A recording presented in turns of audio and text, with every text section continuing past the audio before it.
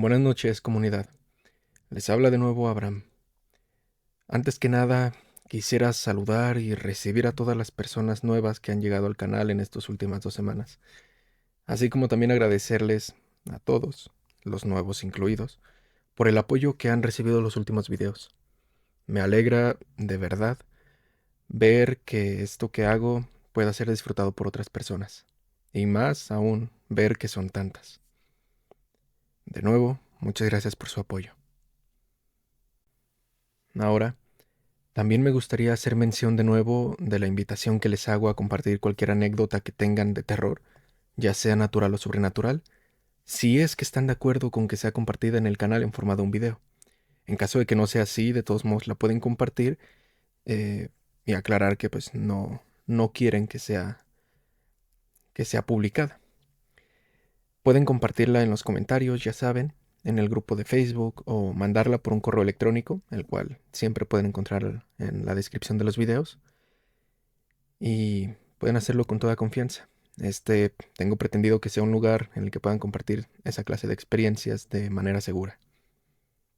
Y bueno, sin más por el momento, los dejo para que puedan disfrutar del siguiente cuento. Buenas noches.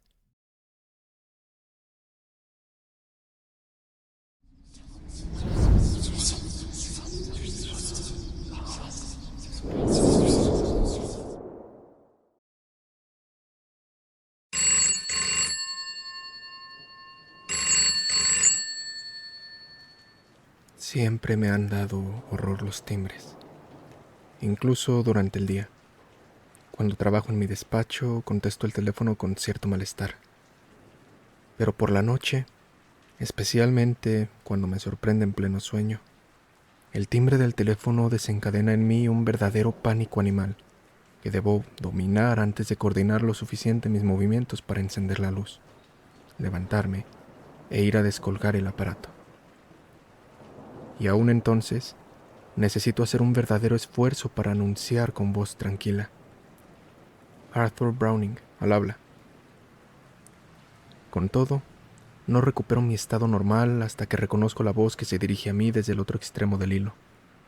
Y no me siento absolutamente tranquilizado hasta que sé por fin de qué se trata. En aquella ocasión, sin embargo, pregunté con mucha calma a mi cuñada cómo y por qué había matado a mi hermano, cuando me despertó a las 2 de la mañana para anunciarme el atroz asesinato y para pedirme de favor que avisara a la policía. No puedo explicártelo por teléfono, Arthur. Llama a la policía y ven después. ¿No sería mejor que te viera antes? No, es preferible prevenir a la policía sin perder un minuto. De no hacerlo así, van a imaginarse demasiadas cosas y hacer demasiadas preguntas. Les va a costar bastante trabajo creer que lo he hecho yo sola. En realidad, convendría decirles que el cuerpo de Bob está en la fábrica. Tal vez quieran pasarse por allí antes de venir a buscarme. ¿Dices que Bob está en la fábrica? Sí, debajo del martillo pilón. ¿Del martillo pilón? Sí, pero no preguntes tanto. Ven deprisa, antes de que mis nervios se nieguen a sostenerme. Tengo miedo, Arthur. Compréndelo, por favor, tengo miedo. Y cuando colgó, también yo tenía miedo. Hasta aquel momento había escuchado y respondido como si se tratara de un simple asunto de negocios.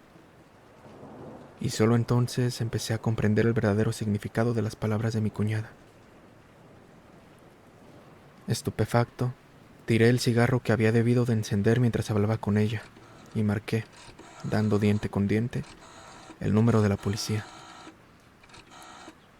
¿Han intentado alguna vez explicar a un soñoliento sargento de guardia que acaban de recibir una llamada telefónica de su cuñada para anunciarles el asesinato de su hermano a golpes de martillo pilón? Sí, señor. Lo comprendo muy bien, pero ¿quién es usted? ¿Cuál es su nombre? ¿Su dirección? En aquel momento, al otro lado del hilo, el inspector Twinker se hizo cargo del aparato y de la dirección de las operaciones.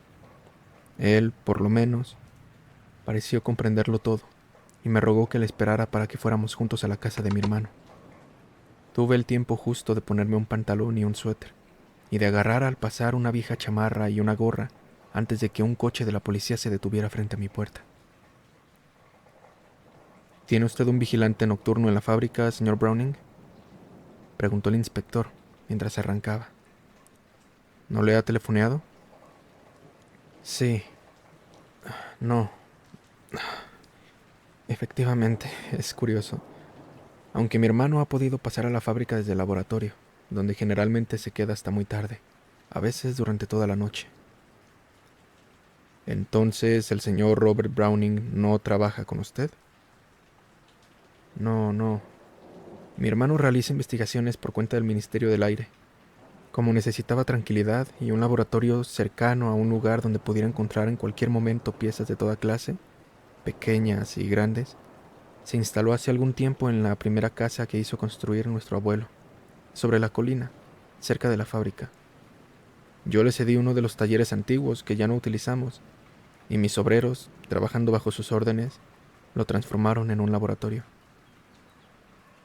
¿Sabe usted con exactitud en qué consisten las investigaciones del señor Robert? Casi nunca habla de sus trabajos, que son secretos, dice. Pero supongo que el Ministerio del Aire está al corriente. Yo solo sé que se encontraba a punto de terminar una experiencia en la que llevaba varios años trabajando y por la que demostraba gran interés. Algo relacionado a la desintegración y reintegración de la materia. Frenando a duras penas, el inspector viró en el patio de la fábrica y detuvo el coche al lado de un agente uniformado, que parecía esperarlo. Por mi parte, no necesitaba escuchar la confirmación de labios del policía. Era como si supiera, de mucho tiempo atrás, que mi hermano estaba muerto. Al bajar del coche, me temblaban las piernas como a un convaleciente en su primera salida. Otro policía, salido de la sombra, vino a nuestro encuentro y nos condujo hasta un taller brillantemente iluminado. Alrededor del martillo pilón montaban guardia varios agentes, mientras 3 individuos vestidos de civil se dedicaban a la instalación de pequeños proyectores. Vi la cámara fotográfica dirigida hacia el suelo y tuve que hacer un violento esfuerzo para apartar los ojos de él. Sin embargo, era menos espantoso de lo que había pensado. Mi hermano parecía dormir boca abajo, con el cuerpo ligeramente atravesado sobre los rieles que servían para la conducción de piezas hasta el martillo, como si su cabeza y su brazo estuvieran hundidos en la masa metálica del instrumento. Casi resultaba increíble que hubieran sido aplastados por él. Después de cambiar unas palabras con sus colegas, el inspector Twinke regresó a mí. ¿Cómo puede levantarse el martillo, señor Browning? Yo mismo haré la maniobra. ¿Quiere que vayamos a buscar a uno de sus obreros? No hace falta. Mire, el cuadro de mandos está ahí. Fíjese, inspector. El martillo ha sido regulado para desarrollar una potencia de 50 toneladas, y su índice de descenso es de 0. ¿De 0? Sí, o a ras de suelo, hablando más claro. Por otra parte, se le ha puesto en funcionamiento intermitentemente, lo cual quiere decir que es preciso volverlo a subir después de cada golpe. No sé aún la versión de la señorita Ann, pero estoy seguro de que ella no habría sabido regular con tanta precisión la caída del martillo. Tal vez se quedó así ayer por la tarde. Imposible. En la práctica jamás se utiliza el descenso a 0. ¿Puede alzarse suavemente? No existe ningún mando para regular la velocidad de subida. Tal como está, sin embargo, es más lenta que cuando actúa de modo continuado. Bueno, hágame ver lo que es preciso ver. Sin duda, no resultará un espectáculo agradable. No, inspector. Allá va. ¿Todos dispuestos?, preguntó Twinker a los demás. Cuando quiera, señor Browning. Con los ojos clavados en la espalda de mi hermano, apreté a fondo el voluminoso botón negro que ponía en marcha el mecanismo de subida del martillo.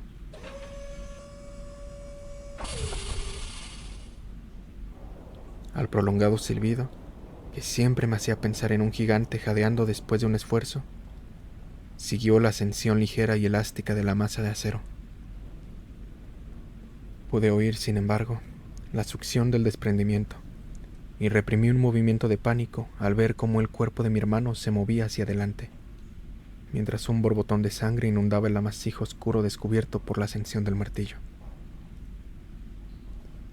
¿Hay algún peligro de que vuelva a caer, señor Browning? No, ninguno, dije echando el cerrojo de seguridad. Y volviéndome de espaldas, vomité toda la cena a los pies de un joven policía que acababa de hacer lo mismo.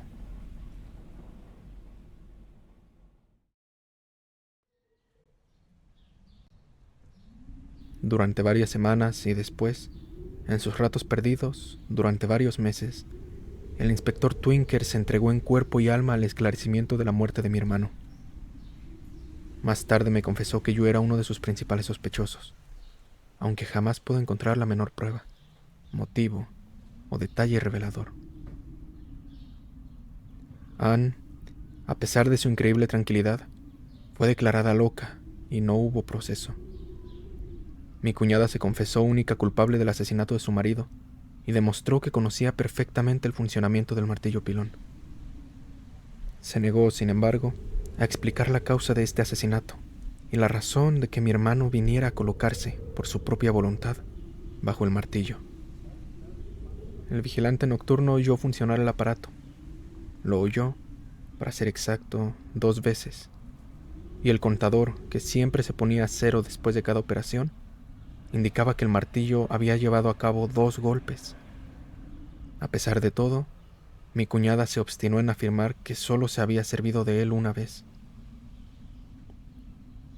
El inspector Twinker empezó dudando de que la víctima fuera realmente mi hermano, pero varias cicatrices, una herida de guerra en el muslo y las huellas digitales de su mano izquierda terminaron por disipar todas sus dudas. Finalmente, la autopsia reveló que no había ingerido ninguna droga antes de su muerte. En cuanto a su trabajo, los expertos del Ministerio del Aire vinieron a hojear sus papeles y se llevaron varios instrumentos del laboratorio. Todos ellos celebraron largos conciliábulos con el inspector Twinker y lo convencieron de que mi hermano había destruido sus documentos y aparatos más interesantes. Los técnicos del laboratorio de la policía, por su parte, declararon que Bob había tenido la cabeza envuelta en algo hasta el momento de su muerte, y Twinker me enseñó cierto día un andrajo desgarrado, que yo reconocí inmediatamente como el paño de una mesa de laboratorio. Anne fue trasladada al Instituto de Broadmoor, donde se encierra a todos los locos criminales. Las autoridades me confiaron a su hijo Harry, que contaba con 6 años de edad, y se decidió que su educación y mantenimiento correría a mi cargo. Yo podía visitar a Anne todos los días. En 2 o 3 ocasiones el inspector Twinker me acompañó y pude comprobar que se había visto con ella otras veces, pero jamás consiguió sacarle una palabra del cuerpo. Mi cuñada se había convertido, aparentemente, en un ser al que todo le era indiferente. Rara vez respondía a mis preguntas y casi nunca las de Twinker. Empleaba parte de su tiempo en la costura, pero su entretenimiento favorito parecía ser la caza de moscas, que examinaba cuidadosamente antes de dejarlas en libertad. Solo tuvo una crisis, una de nervios, no una de locura, el día en que vio cómo una enfermera mataba a uno de estos animales. Para tranquilizarla, hubo que recurrir a la morfina. En varias ocasiones le llevamos a su hijo, y Anne lo trató con amabilidad, pero sin demostrar el menor afecto hacia él. Le interesaba como podía interesarle cualquier niño desconocido. El día en que tuvo la crisis por culpa de la mosca muerta, el inspector Twinker vino a verme. Estoy convencido de que ahí reside la clave del misterio. Yo no veo la menor relación. Creo que mi pobre cuñada lo mismo hubiera podido adquirir otra manía. Las moscas son una simple fijación de su locura. ¿Cree que está verdaderamente loca? ¿Cómo puede dudar de ello, Twinker?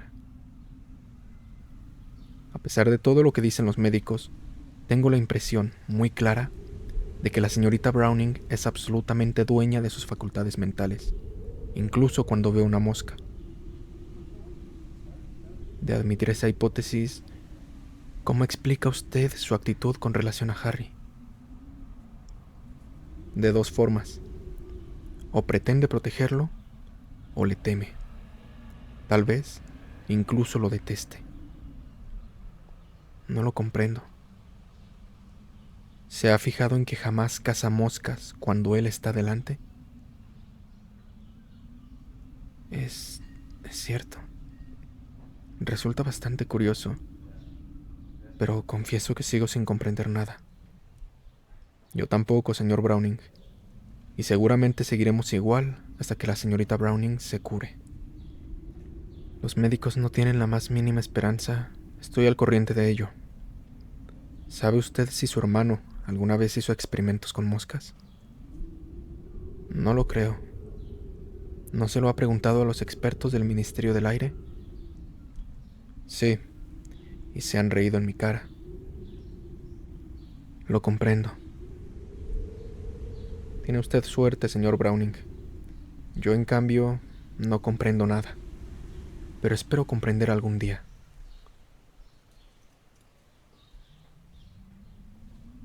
Dime, tío Arthur, ¿viven mucho tiempo las moscas?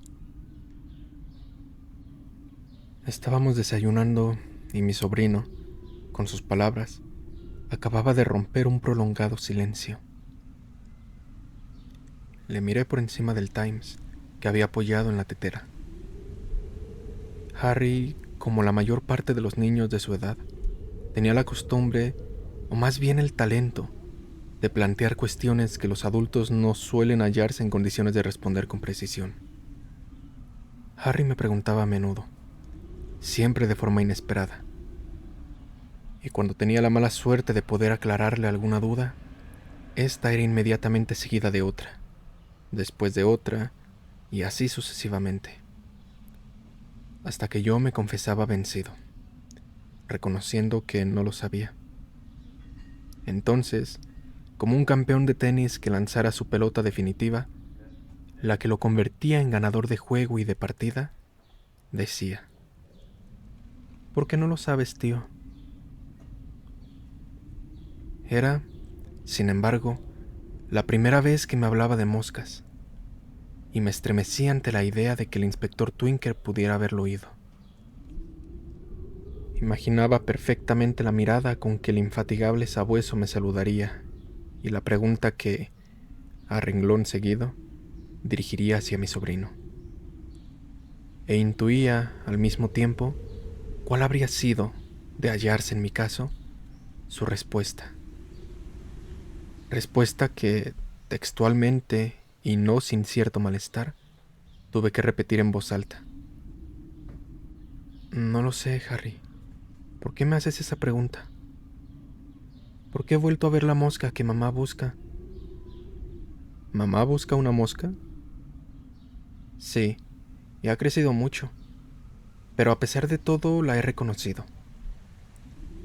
¿Dónde has vuelto a verla? ¿Y qué tiene de particular? Sobre tu despacho, tío Arthur. Su cabeza es blanca en lugar de negra, y su pata es muy graciosa. ¿Cuándo viste esa mosca por primera vez, Harry? El día que se fue papá. Estaba en su cuarto, y la cazé, pero mamá llegó en ese momento y me obligó a dejarla en libertad. Unas horas después me pidió que la encontrara. Creo que había cambiado de idea y quería verla. En mi opinión, debe de estar muerta hace mucho tiempo, dije levantándome y yendo sin prisa hacia la puerta. Pero en cuanto la cerré, di un salto hasta mi despacho y busqué en vano alguna huella de mosca. Las confesiones de mi sobrino y la seguridad del inspector Twinker sobre la relación existente entre las moscas y la muerte de mi hermano me turbaron hasta el desconcierto. Por primera vez, admití que el inspector tal vez supiera más de lo que daba a entender.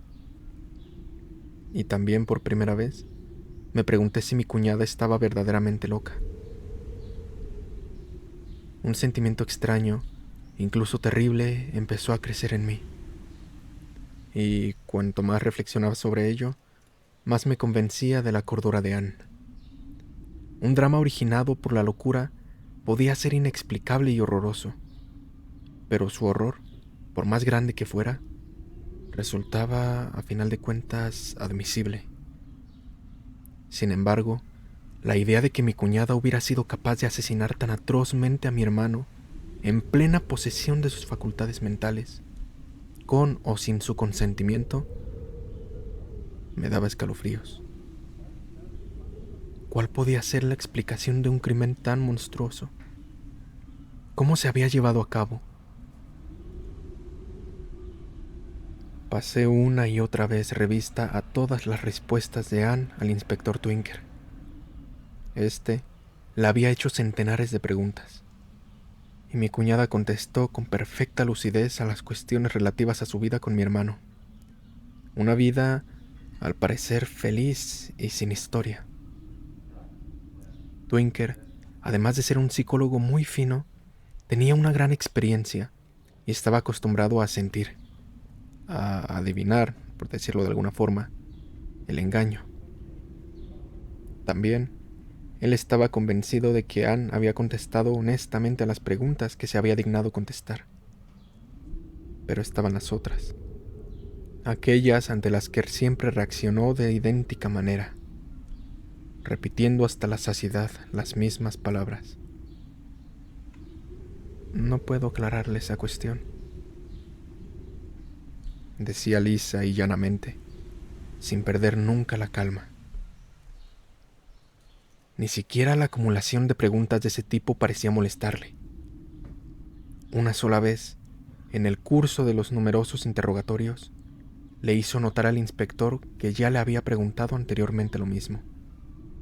En las restantes ocasiones, siempre contestó de igual forma. No puedo aclararle esa cuestión. Su estribillo se convirtió en un muro formidable, contra el cual se estrelló una y otra vez la tenacidad de Twinker. Cuando el inspector cambiaba de rumbo sus interrogatorios y se interesaba por temas que no guardaban relación directa con el drama, Anne respondía con lucidez y amabilidad. Pero en cuanto la conversación se orientaba, por algún resquicio, hacia el asesinato de Bob, mi cuñada se escondía nuevamente tras la muralla del no puedo aclararle esa cuestión.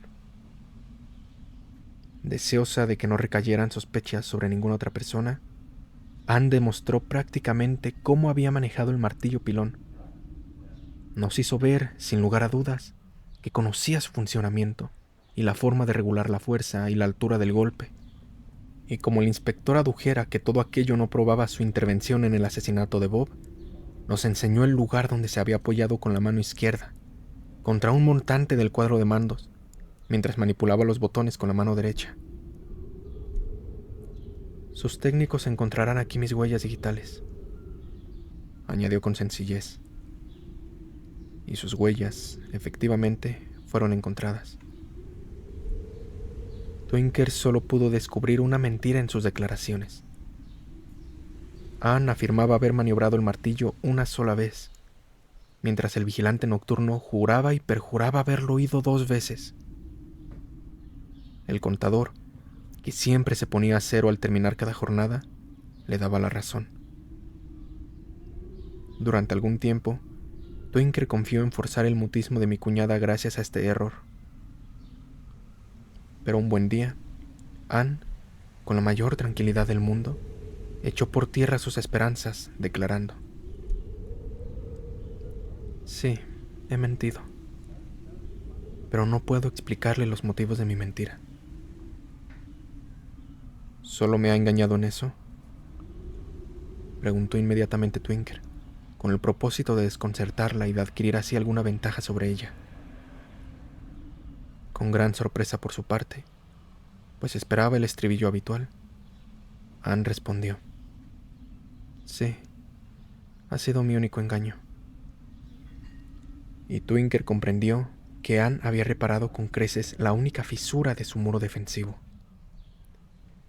A la luz de las revelaciones de Harry, creció en mí un progresivo sentimiento de horror hacia mi cuñada, porque si no estaba loca, simulaba estarlo para escapar de un castigo que merecía 100 veces. En ese caso, Twinker tenía razón, y la llave del drama residía en las moscas, a no ser que la obsesión de Anne formara parte de su engaño. Y si, por el contrario, no estaba en sus cabales, entonces Twinker seguía teniendo razón, porque tal vez a través de las moscas pudiera un psiquiatra descubrir la causa del asesinato. Diciéndome que Twinker, seguramente, sabría resolver aquel rompecabezas mejor que yo, estuve a punto de ir a contárselo todo. Pero el pensamiento de que atosigaría a Harry con 1000 preguntas me retuvo. Existía también otra razón para no acudir a él. Me daba miedo que buscara y encontrara la mosca mencionada por mi sobrino. Y ese miedo era, por incomprensible que parezca, profundamente turbador.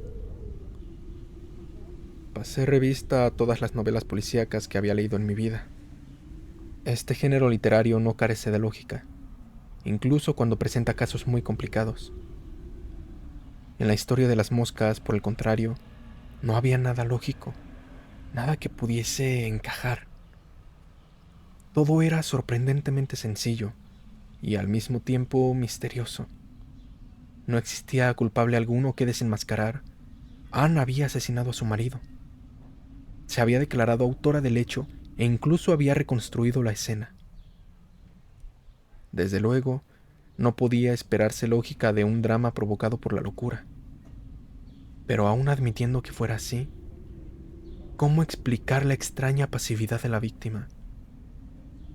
Mi hermano era el típico sabio partidario de la prueba del 9. Sentía horror por la intuición y por los golpes de genio. Algunos científicos elaboraban teorías que después se esfuerzan en apoyar con hechos, trabajan a saltos en lo desconocido y no tienen inconveniente en abandonar una posición avanzada si es que las experiencias acumuladas a continuación no bastan para consolidar sus suposiciones. Mi hermano pertenecía, al contrario, y cabe decir, por excelencia, al tipo de investigador receloso, que se guarda siempre las espaldas con un sólido punto de apoyo, probado y archiprobado. Rara vez se traía entre manos más de un experimento, y no participaba de ninguna de las características del sabio distraído, que se deja calar por la lluvia con un paraguas cerrado en la mano. Era, en cambio, profundamente humano. Adoraba a los niños y a los animales, y jamás titubeaba en dejar su trabajo para ir al circo con los hijos de su vecino. Le gustaban los juegos de lógica y precisión como el billar, el tenis, el bridge y el ajedrez. ¿Cómo, entonces, explicar su muerte? ¿Por qué se había colocado debajo del martillo pilón? En modo alguno podía tratarse de una estúpida jactancia, de un desafío de su propio valor. Jamás se jactaba de nada y no soportaba a las personas aficionadas a apostar. Para vejarlas, siempre decía que una apuesta es un simple negocio concluido entre un imbécil y un ladrón. Solo existían 2 explicaciones posibles. O se había vuelto loco, o tenía una razón para hacerse matar por su mujer de tan extraña manera. Tras largas reflexiones, decidí no poner al inspector Twinker al corriente de mi conversación con Harry e intentar una nueva gestión personal con mi cuñada. Era sábado, día de visita, y como Anne pasaba por ser una enferma muy tranquila, me permitían llevarla a dar una vuelta al gran jardín, donde le habían concedido una pequeña parcela para que cultivara a su antojo. Anne había trasplantado allí varios rosales de mi jardín. Sin duda esperaba mi visita, porque llegó al locutorio enseguida. Empezaba a hacer frío, y en previsión de nuestro paseo habitual, se había puesto el abrigo. Me pidió noticias de su hijo y después me condujo hasta la parcela, donde me hizo sentarme a su lado sobre un banco rústico, fabricado en la carpintería del asilo por un enfermo aficionado a las actividades manuales.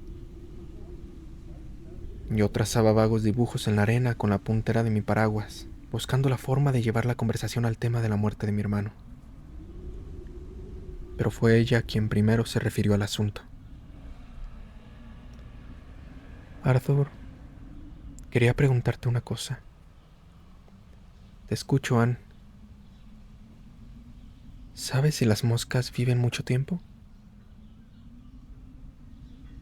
La miré estupefacto, y estuve a punto de confesarle que su hijo me había preguntado lo mismo unas horas antes.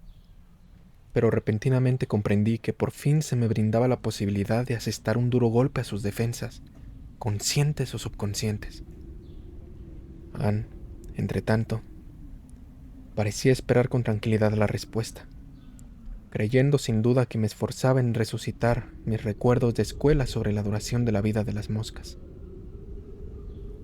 Sin apartar los ojos de ella, repuse: No lo sé con precisión, pero tu mosca estaba hoy por la mañana en mi despacho. El golpe había alcanzado su objetivo. Ann volvió la cabeza bruscamente hacia mí y abrió la boca como si fuera a gritar, pero solo en sus inmensos ojos se dibujó un auténtico alarido de terror. Yo conseguí mantener la impasibilidad. Me daba cuenta de que por fin había adquirido alguna ventaja sobre ella, y que solo podría conservarla adoptando la actitud de un hombre al tanto de todo, que no experimenta rencor o piedad, y que ni siquiera se permite emitir un juicio sobre los hechos. Ella, finalmente, respiró y se tapó la cara con las manos. Arthur, ¿la has matado?, murmuró suavemente. No. Pero la tienes, gritó alzando la cabeza. La tienes ahí, dámela. Un poco más y se hubiera atrevido a registrarme en los bolsillos. No, Ann, no la tengo aquí. Lo sabes todo. ¿Cómo has podido adivinarlo? No, Ann, no sé nada, excepto que tú no estás loca. Pero voy a averiguar la verdad de una u otra manera. O me lo dices todo, y entonces decidiré sobre el mejor modo de resolver este asunto. ¿O qué? Habla de una vez. Iba a hacerlo, Ann. O te juro que el inspector Twinker tendrá esa mosca antes de 24 horas.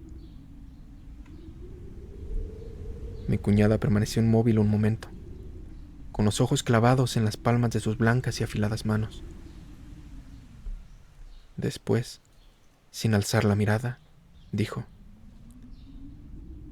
Si te lo digo todo, ¿me prometes que destruirás esa mosca antes de tomar ninguna otra decisión? No, Ann. No puedo prometértelo antes de saber el verdadero significado de esta historia. Arthur, compréndelo. Le prometí a Bob que esa mosca sería destruida. Tengo que mantener mi promesa. De otra forma, no te diré nada. Comprendí que me estaba metiendo en un callejón sin salida. Ann se estaba recuperando.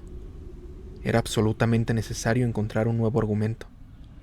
Un argumento que le empujara hasta sus últimos baluartes y que la hiciera recapitular. A la desesperada, confiando en un golpe de suerte, dije: Ann, debes darte cuenta de que cuando esa mosca sea examinada en los laboratorios de la policía, el inspector Twinker tendrá la prueba de que no estás loca. Y... Arthur, no. No lo hagas. Por Harry, no lo hagas. Llevo mucho tiempo esperando esta mosca, convencida de que terminaría por encontrarme. Al parecer no ha sido capaz, y te ha buscado a ti. Yo observaba atentamente a mi cuñada, preguntándome si fingía aún estar loca, o si, a final de cuentas, lo estaba. A pesar de todo, loca o no, daba la impresión de sentirse acorralada. Era preciso violentar aún su última resistencia, y como al parecer temía por su hijo, dije: Cuéntamelo todo, Ann. Así podré proteger mejor a Harry. ¿De qué quieres protegerlo? ¿No comprendes que si yo estoy aquí es únicamente para evitar que Harry se convierta en el hijo de una condenada a muerte, ejecutada por el asesinato de su esposo? Créeme, preferiría 100 veces la horca a la muerte lenta de este manicomio. Anne, estoy tan interesado como tú en proteger al hijo de mi hermano. Te prometo que, si me lo cuentas todo, haré lo imposible por defender a Harry. Pero si te niegas a hablar, el inspector Twinker tendrá la mosca. De todas formas, intentaré velar por el niño, pero tú misma debes hacerte cargo de que entonces ya no tendré las riendas de la situación. ¿Por qué estás tan empeñado en saber?, dijo, lanzándome una curiosa mirada de rencor. Anne, es la suerte de tu hijo lo que está en tus manos. ¿Qué decides? Vamos dentro. Voy a entregarte el relato de la muerte del pobre Bob. ¿Lo has escrito? Sí, lo tenía preparado, no para ti, sino para tu maldito inspector. Suponía que antes o después terminaría por dar con la verdad, o parte de ella al menos. En este caso, ¿puedo enseñárselo? Haz lo que te parezca. Me quedé en el locutorio mientras ella subía a su habitación. Al volver, traía un abultado sobre amarillo que me tendió diciendo: procura leerlo a solas, sin que nadie te moleste. De acuerdo, Anne. Lo haré en cuanto llegue, y mañana vendré a verte. Muy bien. Y salió del locutorio sin despedirse. Hasta que algunas horas más tarde empecé la lectura, no descubrí la advertencia escrita en el exterior del sobre. A quien corresponda. Probablemente al inspector Twinker. Tras dar órdenes rigurosas de que no se me molestara bajo ninguna excusa, hice saber que no cenaría y pedí té con bizcochos. Después subí rápidamente a mi despacho. Una vez en él, examiné cuidadosamente las paredes, las tapicerías y los muebles, sin encontrar el menor rastro de moscas. Luego, cuando la criada me subió el té y añadió leña al fuego, cerré las ventanas y corrí las cortinas. Finalmente, eché el cerrojo de la puerta. Descolgué el teléfono, algo que hacía todas las noches desde la muerte de mi hermano, y apagué las luces, excepto la de mi mesa de trabajo, y abrí el grueso sobre amarillo.